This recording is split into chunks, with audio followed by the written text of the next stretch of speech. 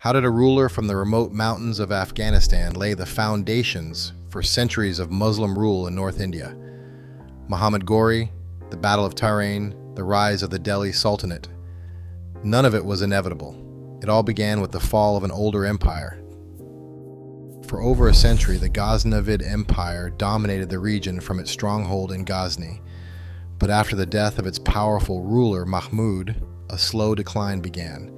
His successors struggled to maintain control, and their territory gradually fractured.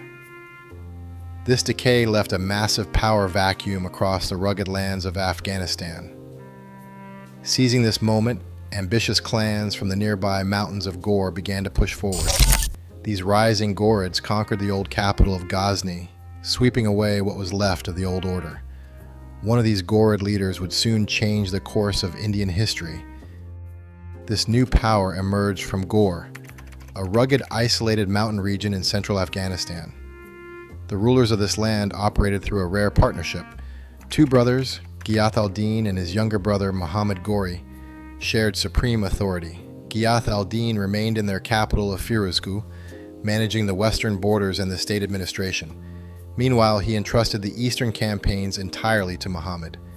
This arrangement freed Muhammad to look south and east toward the rich plains of India. By 1175, Muhammad led his forces through the mountain passes, securing the wealthy trading city of Multan. Next, in 1186, he captured Lahore, effectively ending the final remnants of Ghaznavid rule in the Punjab.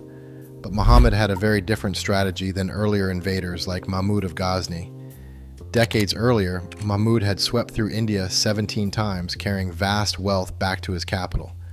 Muhammad, however, was not interested in simple plunder. He wanted to build an empire. His campaigns aimed at permanent territorial control, setting up administrative networks, and securing regular tax revenues. As his territory expanded toward the Indo-Gangetic Plain, Muhammad's ambitions widened. To govern these fertile lands, he had to cross the Sutlej River and enter the heart of North India. This expansion brought him into direct contact with the powerful Rajput kingdoms, who watched the northern borders with growing concern. One of the most powerful rulers in North India stood directly in Ghori's path, but this was only the beginning. This ruler was Prithviraj Chauhan, the king of Ajmer and Delhi. In 1191, the two armies met at the First Battle of Tarain. Chauhan's forces completely overwhelmed the invaders, severely wounding Ghori and forcing a chaotic retreat. This defeat showed the limits of his first approach. Ghori returned the next year with a better prepared force. At the Second Battle of Tarain in 1192, mobile mounted Turkish cavalry helped him secure victory. What happened next would change the history of North India. The result changed the balance of power in North India. Yet winning a battle and ruling a country were two very different things. To turn these victories into a lasting empire, Ghori relied heavily on a special class of commanders, military slaves known as Mamluks. These men held a prestigious status, receiving extensive training from youth in both military tactics and state administration. Rulers trusted them because their loyalty belonged entirely to the throne, free from the competing family rivalries of traditional nobles. One such soldier, Qutb al-Din Aibak, rose through skill and loyalty to become Ghori's chief deputy in North India. When Ghori was assassinated on March 15, 1206, the wider Ghurid Empire quickly fractured. Aibak immediately seized control of the Indian territories under his command, declaring his own independent rule.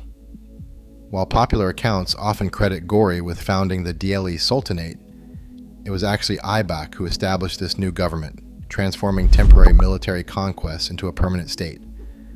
But another question remains: how were the Ghurids able to succeed where so many others had struggled? Yet this raises an important question: why did the Ghurids succeed where so many others had failed? The answer lies in a mix of military adaptation and political pragmatism. On the battlefield, the Ghurids deployed fast, mobile cavalry and mounted archers who could rain arrows upon enemies while moving at high speeds.